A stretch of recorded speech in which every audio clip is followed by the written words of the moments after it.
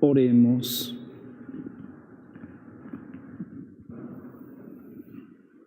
Dios Todopoderoso, a quienes confesamos firmemente junto con San Atanasio que tu Hijo es verdadero Dios, concédenos que este sacramento nos dé vida y nos proteja siempre.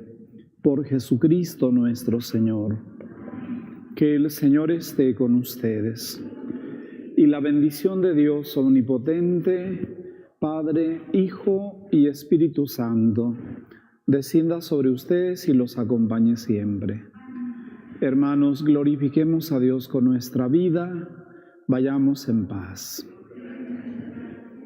Muchas gracias por haber venido a esta Santa Misa y a quienes nos acompañan en su casa por estos medios. Que Dios los cuide y los bendiga.